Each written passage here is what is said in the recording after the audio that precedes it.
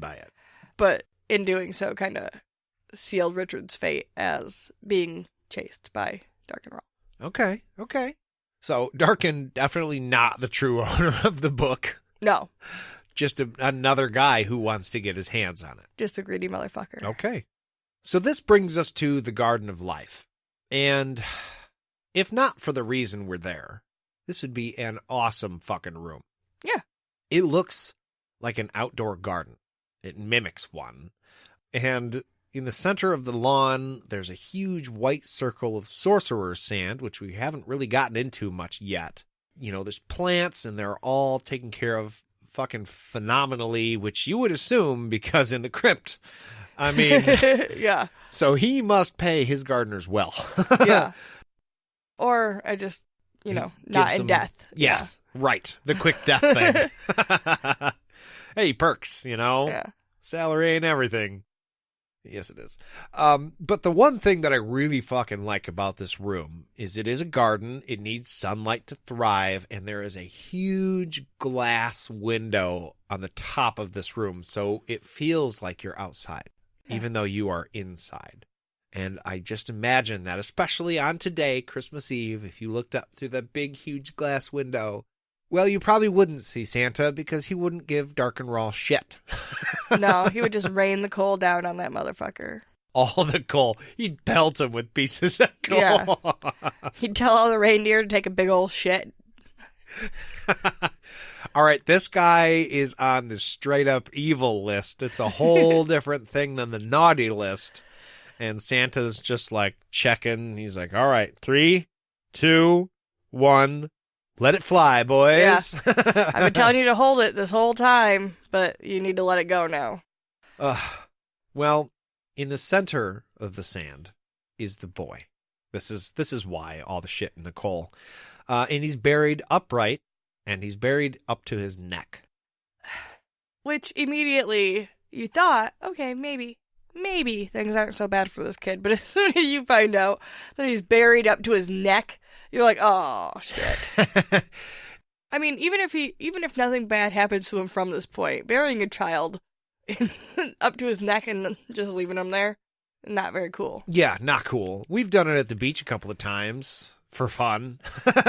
For fun. Yeah, and they can usually get out. Yeah, you dig them out and it's fine, but this is not what's going on, right? Plus, it's in sorcerer's sand. Yeah. Pure white sand, and it's magic. So I don't know if maybe the sand is locking this kid in place. Like, can he not get out of it because it's different? He's buried in the ground, though, right? He's not buried inside. That'd be a lot of sorcerer's sand. I kind of feel like he has a pit of sorcerer's sand. Really? Yeah, and he's buried up to his neck in it. Okay, because I kind of saw it just like a circle in like Hocus Pocus when they do the salt circle. Oh, like it's surrounding him, so he can't get beyond that. Right. But he's not.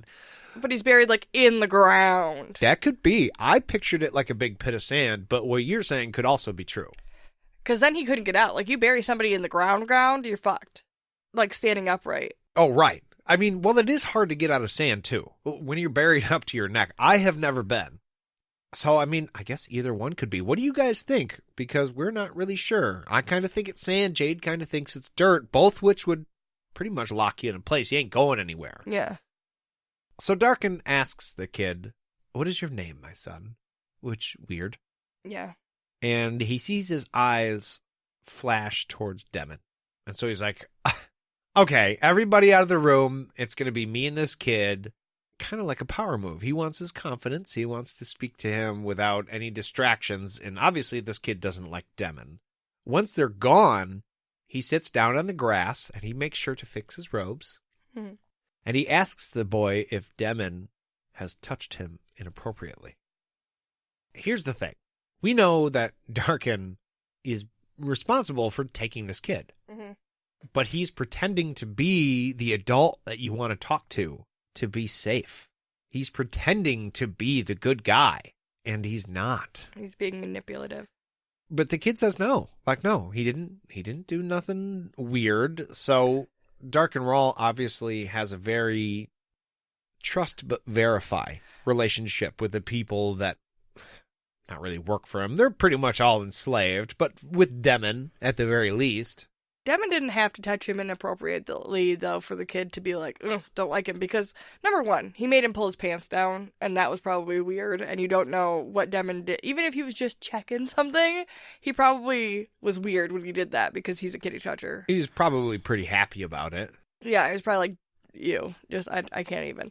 And then, on top of that, he brought him to this weird room, and then buried him up to his neck, and then just left him. So, like, even that, I think, is enough for a kid to be like, fuck that guy. Yeah, he's done a couple weird things today. I had the visual of Demon bringing the kid into the room and going like, all right, get in the hole. What? And, I mean, it's got to be a pretty deep hole. Dirt or sand or whatever would have you. Yeah.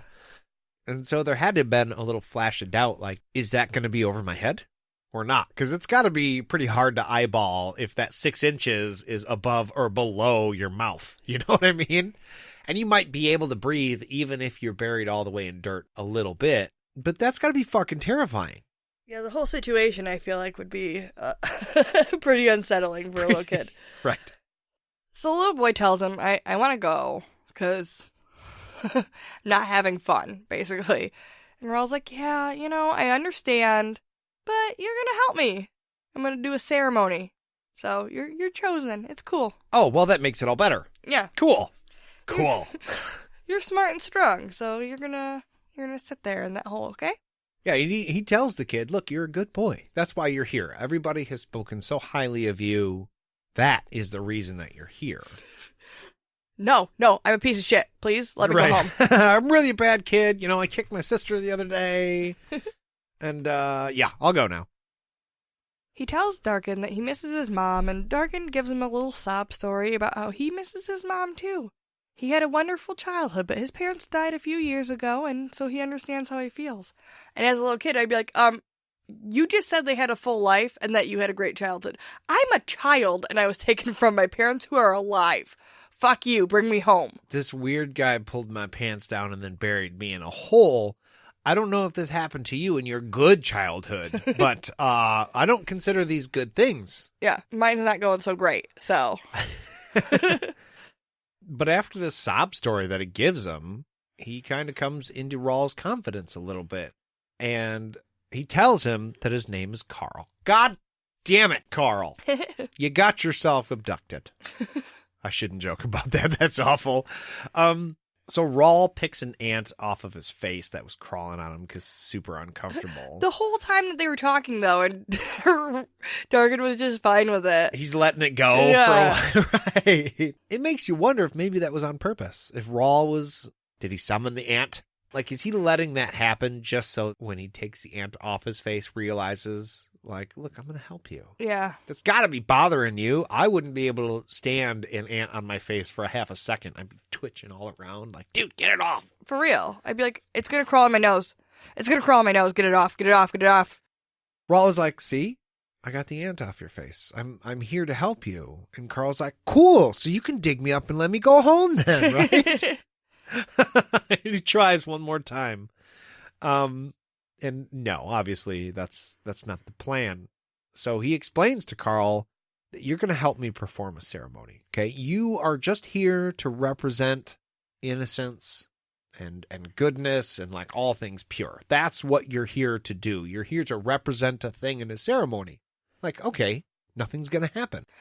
And what you're doing is going to keep your parents safe. And that's what you want, right? Such a fucking guilt trip. Like, you want to keep your mom and your dad safe, don't you? Well, of course he fucking does. Yeah. Like, okay, how can I help you? Darken asks Carl if he's hungry, and he says no. Well, duh. Yeah, it's a little bit stressful. I don't want to eat. I had a bit of a weird day. I'm not too fucking hungry. I probably swallowed a bunch of this sand dirt, so I'm good. I felt like at this point, Carl might say, yeah, my mom's making dinner. If you just dig me up, we can go get food. Yeah. She'll fucking feed you. You're the boss. You can have some cobbler.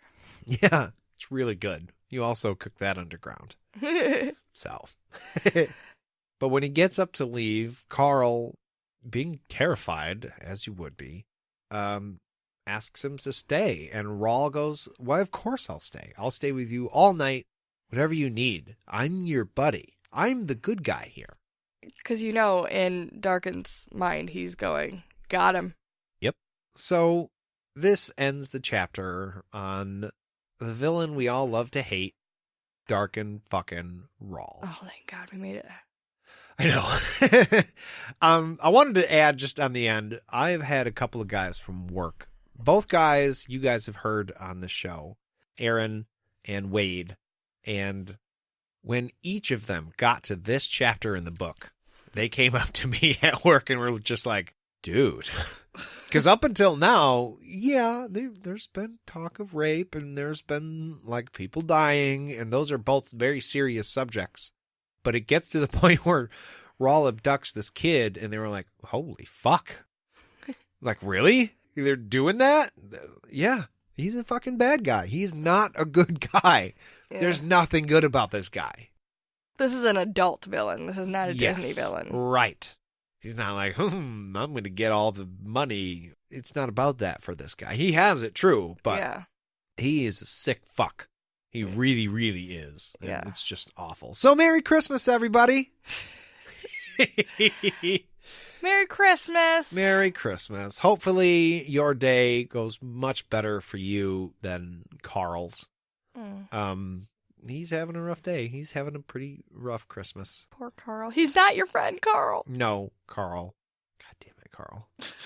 But that's the end of it. So, if you guys want to get at us, let us know your opinions on a couple things in this chapter, because we would love to know. And let's face it, there's a lot to talk about. Yeah, even if it's uncomfortable. You can email us at podcastatt@gmail.com. You can find us on Facebook at podcastatt, or all the things. You can also find us on Instagram at podcastatt. I promise we're going to be more active on all of those, as well as Twitter pretty soon here in 2020. That's going to be at podcast_ATT, actually.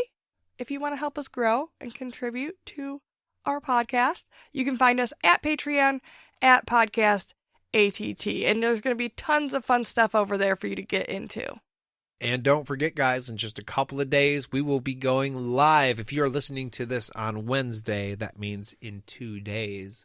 That's Friday, December 27 at 8 p.m. on Spreaker for sure, but go ahead and check out the Facebook. We may have gotten the video figured out, and if that's the case, we would love to see you guys there. Come have a live talk with us. We're going to get into anything and everything you guys want to, and we can't wait to see you there. Yeah. If not, we will catch you next week for the new year. That's right. Thank you, guys, and have a super Merry Christmas. That's right. Merry Christmas, guys. Thank you for listening, and we'll see you real soon. Ho, ho, ho. Bye.